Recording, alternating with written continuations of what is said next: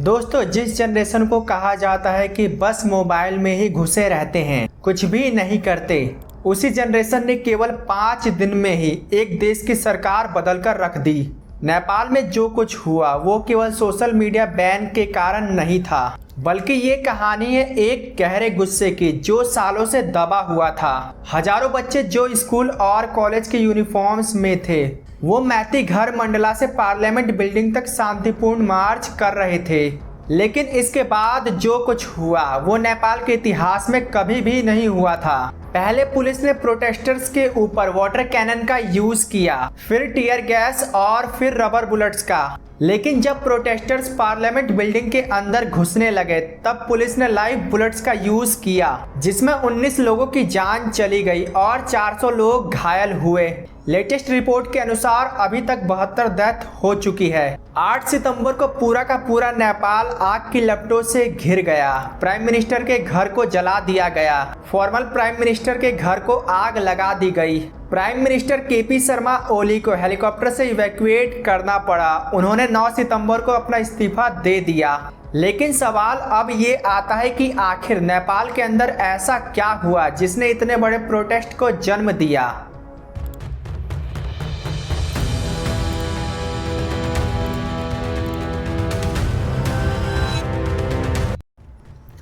4 सितंबर 2025 को नेपाल सरकार ने 26 सोशल मीडिया प्लेटफॉर्म्स को बैन कर दिया। Facebook, Instagram, Twitter, LinkedIn, Reddit और स्नैपचैट जैसे। सरकार का ऐसा कहना था कि इन ऐप्स ने मिनिस्ट्री ऑफ कम्युनिकेशन के पास रजिस्ट्रेशन नहीं करवाया है। लेकिन इसके पीछे असली वजह कुछ और थी। सोशल मीडिया पर #नेपोकिड्स और #नेपोबेबीज ट्रेंड कर रहा था। सोशल मीडिया पर पॉलिटिशियंस के बच्चों की लग्जरी लाइफस्टाइल ट्रेंडिंग में थी। लोग उनके द्वारा खरीदे गए महंगे गुची बैग्स, महंगे फॉरेन ट्रिप्स और लग्जरी कार्स की वीडियोस शेयर कर रहे थे। यहाँ एक इंटरेस्टिंग बात यह है कि नेपाल की जीडीपी का 33% रेमिटेंट से आता है, यानी कि लोग विदेशों में जाकर कमाते हैं और पैसे नेपाल भेजते हैं। नेपाल में सोशल मीडिया कई लोगों के लिए अर्निंग का जरिया था। टूरिज्म भी नेपाल में काफ़ी ज़्यादा फेमस थी सोशल मीडिया के कारण। लेकिन जब सरकार ने सोशल मीडिया पर बैन लगाया तो केवल टिकटॉक को छोड़कर सभी सोशल मीडिया प्लेटफॉर्म्स बंद हो गए। लोग पॉलिटिशियंस के बच्चों की लग्जरी लाइफस्टाइल वर्सेस आम आदमी की आम जिंदगी का कंपैरिजन देखने लगे। 9 सितंबर को सोशल मीडिया बैन को हटा लिया गया।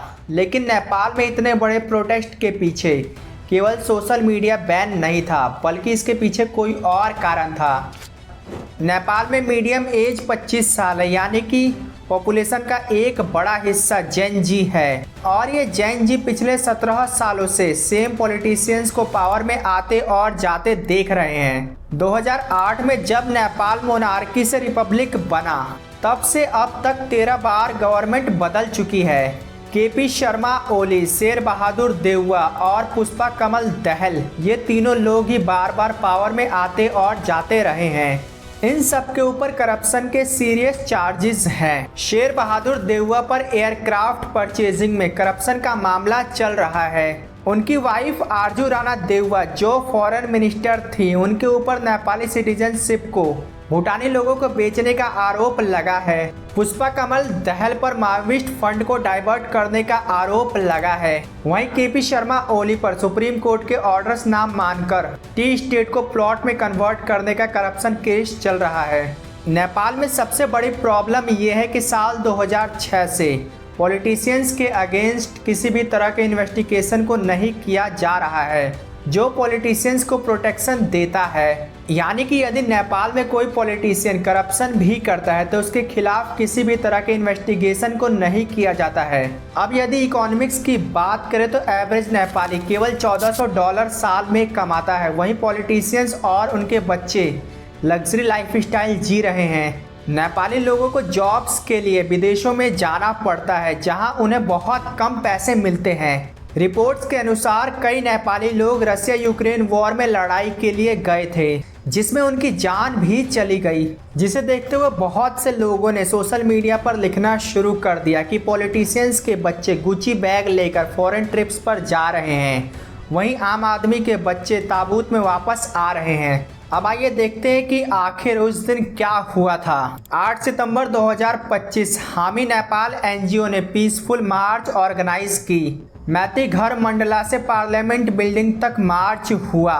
प्रोटेस्टर्स ने स्ट्रो हैट पिरेटिस के फ्लैग्स को यूज किया। वन पीस महंगा जैसे इंडोनेशियन प्रोटेस्ट में हुआ था।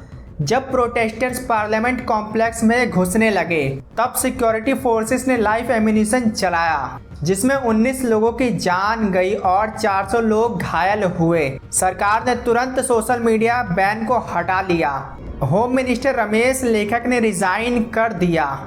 कई शहरों में कर्फ्यू लगाया गया, जिनमें शामिल थे काठमांडू, बीरगंज, भैरवा, भुटवाल, पोखरा, दमक और इटाहरी। 9 सितंबर को प्रोटेस्ट का स्केल और ज़्यादा बढ़ गया। प्रोटेस्टर्स द्वारा पार्लियामेंट बिल्डिंग में आग लगा दी गई।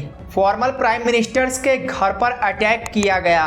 वायलेंस के दौरान प्रोटेस्टर्स और पॉलिटिशियंस के परिजनों को नुकसान हुआ। शेर बहादुर देउवा और उनकी पत्नी को फिजिकली असॉल्ट किया गया। वहीं फाइनेंस मिनिस्टर विष्णु शर्मा पौडेल को प्रोटेस्टर्स द्वारा रोड पर भगा कर मारा गया। वहीं केपी शर्मा ओली को हेलीकॉप्टर द्वारा कहीं और ले जाया गया, जहां उन्होंने अपना रिजाइन दे दिया। 10 सितंबर को पूरे नेपाल को नेपाल आर्मी द्वारा घेर लिया गया।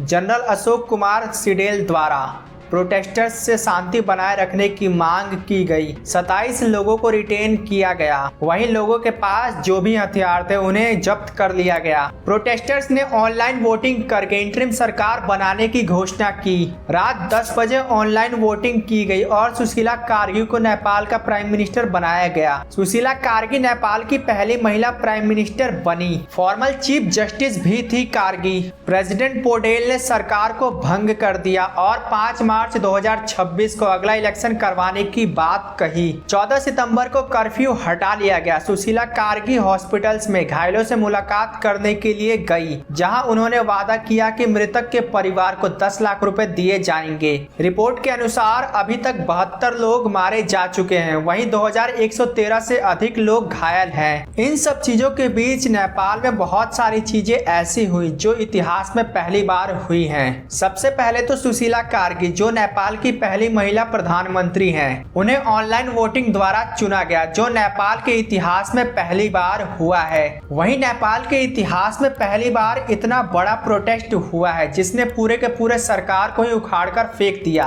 आर्मी भी प्रोटेस्टर्स को नहीं रोक पाई। जनरल के कहने के बाद भी आर्मी द्वारा नेपाल में मार्शल लॉ को नहीं लगाया गया। प्रोटेस्टर्स द्वारा बहुत से जेलों से कैदियों को आजाद करवा दिया गया।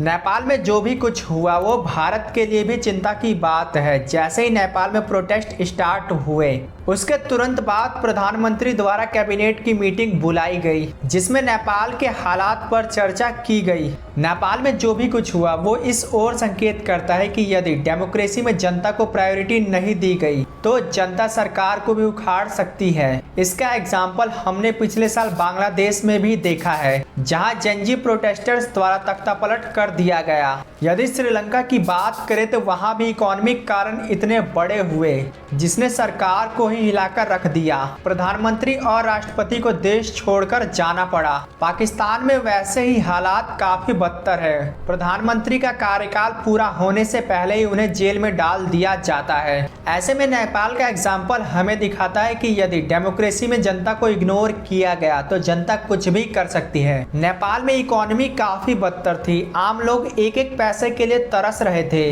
वहीं पॉलिटिशियंस के बच्चे सोशल मीडिया पर अपनी लग्जरी लाइफस्टाइल शो कर रहे थे। ऐसे में जनता काफी गुस्से में आ गई, जिसका परिणाम हुआ नेपाल में तख्ता पलट। अब आप मुझे नीचे कमेंट करके बताएं कि आपको नेपाल की इस हालत के पीछे कौन से कारण जिम्मेदार लगते हैं। यदि आपको ये वीडियो पसंद आई तो इस वीडियो को लाइक करके चैनल को सब्सक्राइब करना ना भूलें। तब तक के लिए आपका बहुत बहुत धन्यवाद।